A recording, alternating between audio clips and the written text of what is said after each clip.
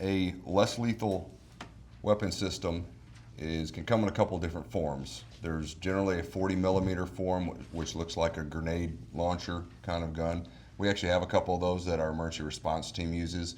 But another option is to use a 12-gauge shotgun that is specifically earmarked for less lethal capabilities. So what that means is the shotgun is equipped with a orange stock, an orange foregrip, so that it's immediately identifiable as a less lethal weapon system. And it is equipped with one of several different types of rounds. Primarily we use beanbag rounds in our training. And what that allows us to do is, in certain situations, it allows us to de-escalate a situation with an armed individual. Most of the time we're talking about folks with knives or edged weapons of some sort at a distance. And you can go on YouTube, you can just put in less lethal shotguns, and you can get all kind of videos of officers using this. But what it is it's an opportunity for us to engage at distance with a suspect that has a dangerous weapon without having to use lethal force. So without having to use a rifle or a handgun to incapacitate the person. So if you've not been shot with a beanbag round, which I guess most of you probably have not, it hurts like hell. It actually makes you think you've been shot, but they're generally just designed for tissue damage. They cause bruising, and that's basically it. And it oftentimes is used as a distraction device to give officers a few seconds to perhaps rush an individual, hopefully convince them to put their weapon down, things like that.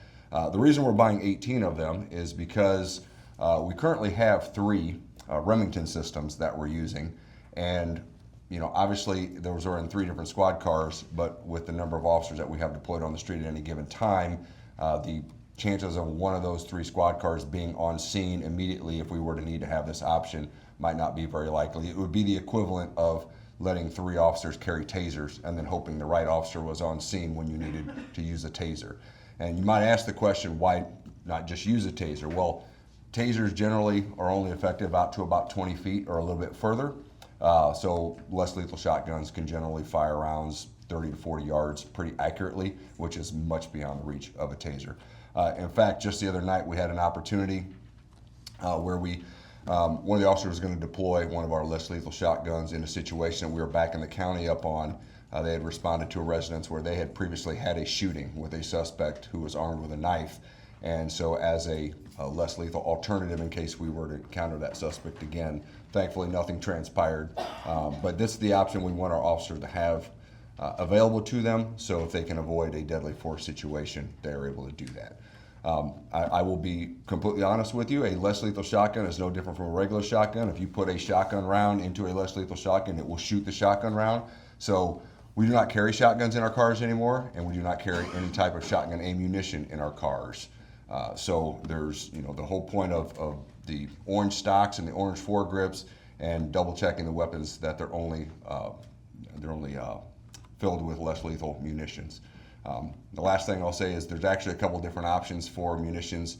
Like I said, beanbags are the more popular ones, but you can also use OC or pepper spray rounds or CS rounds. So if you have somebody that's kind of standing by a wall or something like that, you can actually shoot it at the wall behind them, explode the round, and affect them with pepper spray or CS gas, something like that, at distance, hopefully to gain compliance. So that's what we're looking to do, is just equip each one of our squad cars with one of these less lethal systems so that officers have access to a de-escalation tool in case they were to need it. Muddy River News. Our home, our news.